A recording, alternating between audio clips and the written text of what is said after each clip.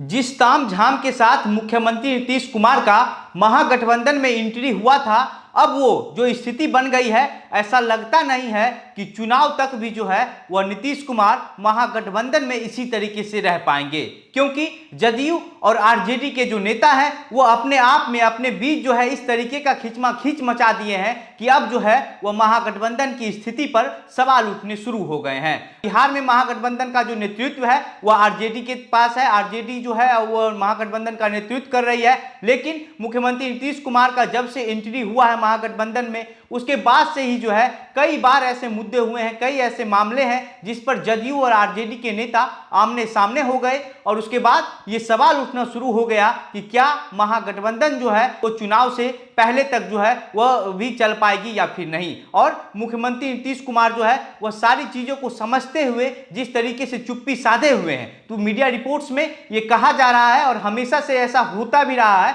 कि मुख्यमंत्री नीतीश कुमार जब भी चुप्पी साधते हैं तो कुछ ना कुछ जो है वो बड़ा खेला करते हैं, कुछ ना कुछ जो है वह खेल मुख्यमंत्री नीतीश कुमार के द्वारा किया जाता है और मुख्यमंत्री नीतीश कुमार की चुप्पी को हमेशा से घातक माना जाता रहा है। बाकी आज के इस वीडियो में महागठबंधन के अंदर चुनाव से पहले ही जो महाभारत शुरू हो गई है उसी चीजों को लेकर के हम चर्चा करेंगे। लेकिन उससे पहले नमस्कार, मेरा नाम घनश्याम सिंह है और आप द बिहार प्रोजेक्ट देख रहे हैं। दरअसल महागठबंधन में जो है वह एक तरीके से कह सकते हैं कि महाभारत जो है वह शुरू हो गया है, क्योंकि कई ऐसे मुद्दे हैं जिस पर महागठबंधन के जो मुख्य जो दल है राजद और जदयू का आमने सामने हुए हैं और उसके बाद से जो है कई ऐसा मामला है, कई ऐसा चीजें हैं जिस पर ना ही तेजस्वी यादव खुलकर बोलने को तैयार हैं और ना ही मुख्यमंत्री नीतीश कुमार खुलकर बोलने को तैयार हैं और जो दोनों दल के जो नेता हैं वो आपस में कई बार जो है एक दूसरे से उलझते हुए नजर आए हैं। ऐसा 5 से 6 मामला है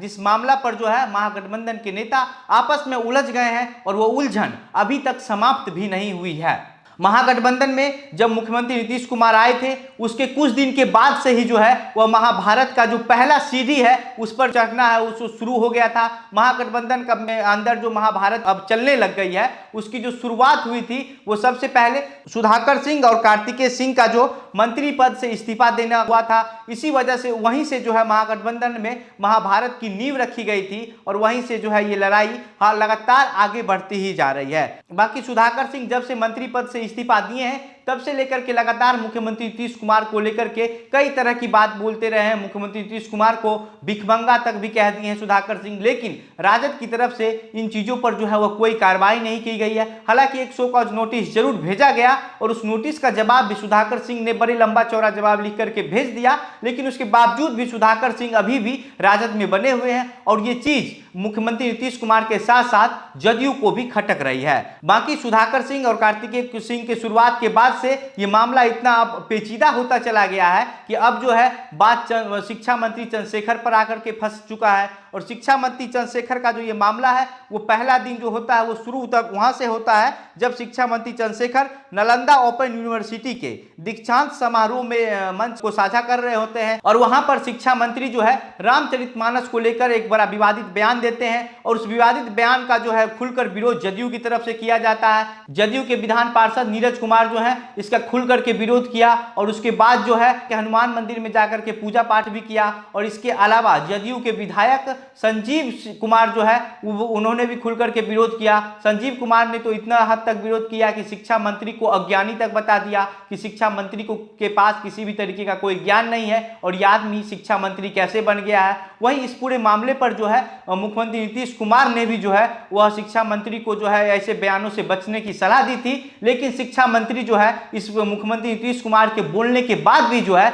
इस पर पलटवार किया और शिक्षा मंत्री ने कहा कि हम अपने बयान पर अभी भी टिके हुए हैं और वहीं से जो है पूरा महाभारत का जो कहानी है वो शुरू हो जाता है। हद तो तब होता है जब शिक्षा मंत्री चंद्रशेखर रामचरितमानस को लेकर के जो है वह विधानसभा पहुंच जाते हैं। विधानसभा में जो है वो शिक्षा के बजट पर बात करनी होती है, लेकिन प्रोफेसर चंद्रशेखर जो है वह रामचरितमानस को लेकर के बातचीत करना शुरू कर देते हैं जिसका विरोध जो है जदयू के नीरज कुमार के द्वारा। इसके बाद जो है अगले दिन चंद्रशेखर जो है वो वही रामचरितमानस को लेकर के विधान पार्षद में भी पहुंच जाते हैं। और विधानमंडल में जब वो पहुंचते हैं तो विधानमंडल में पहुंचने के बाद भी जो है शिक्षा मंत्री जो है शिक्षा बजट की बात नहीं करके रामचरितमानस के मुद्दे को ही उठाते हैं। और वहां पर भी जो है जदयू के नेता जो है वो खुल करके चंद्रशेखर का विरोध करते हैं। इसके बाद जो है विरोध और भी ज्यादा तब बढ़ गया जब विधान पार्षद के अध्यक्ष देवेश चंद्र ठाकुर ने शिक्षा मंत्री को इन चीजों को लेकर के बोलने से मना कर दिया। शिक्षा मंत्री को बोलने का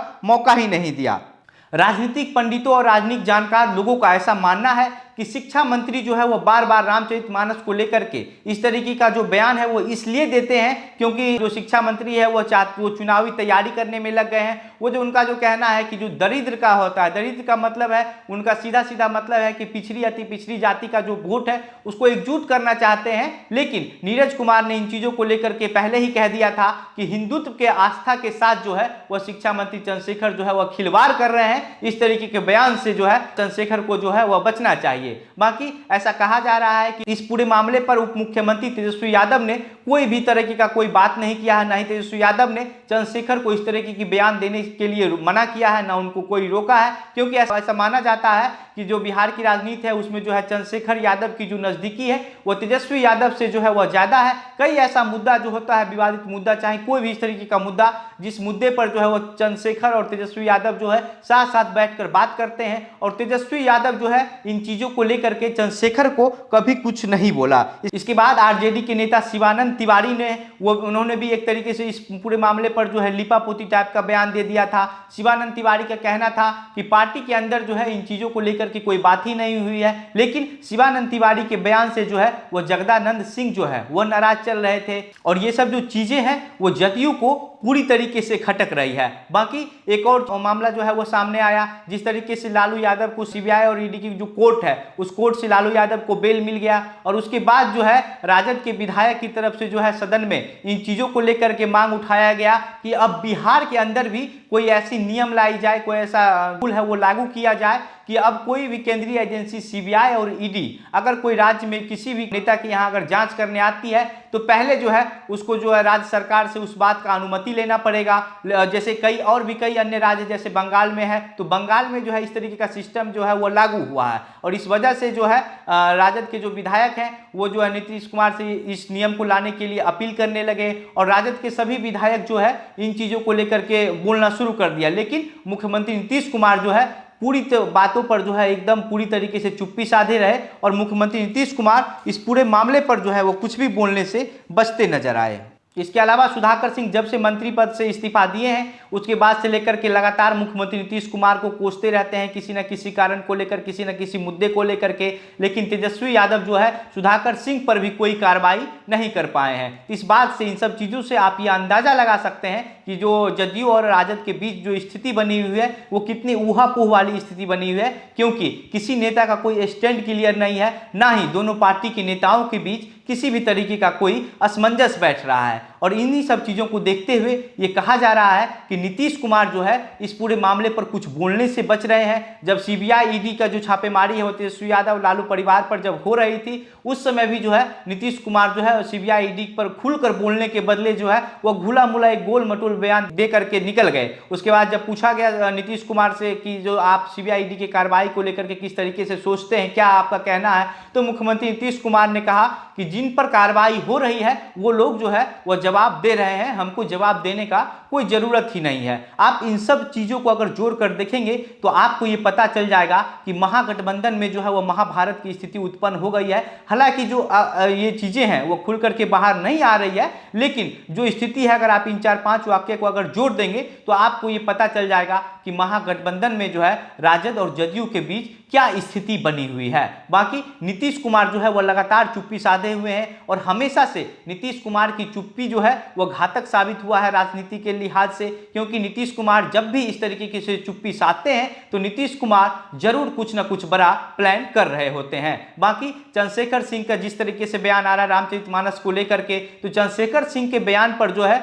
वह जदयू और बीजेपी के जो नेता हैं वो दोनों लोग एक साथ मिल करके जो है वह सदन में चंद्रशेखर सिंह के इस बयान का विरोध करते हैं और इस वजह से जो है नीतीश कुमार कुछ भी बोलने से बच रहे हैं। लेकिन नीतीश कुमार अगर चुप हैं तो निश्चित रूप से नीतीश कुमार जरूर कुछ ना कुछ बड़ा प्लान कर रहे होंगे। बाकी इस पूरे मामले पर जो है जो वाकया हमने आपको बताया, जो इन सभी चीजों को लेकर के हमने इस वीडियो में चर्चा किया, इस पर आपकी क्या राय है, आपकी क्या प्रतिक्रिया है? आपको क्या लगता है कि राजद और जदयू के नेता जो आमने सामने है कि इस वजह से जो है राजद और जदयू के नेताओं के बीच जो है वह असमंजस नहीं बैठ पा रही है? अपनी बातें हमें कमेंट बॉक्स में लिखकर बताइए। वीडियो को शेयर करके ज्यादा से ज्यादा लोगों तक पहुंचाइए। हमारे फेसबुक पेज को भी लाइक कीजिए, यूट्यूब चैनल को भी सब्सक्राइब कीजिए। आप द बिहार प्रोजेक्ट देख रहे थे। मेरा नाम घनश्याम सिंह है। बहुत बहुत धन्यवाद।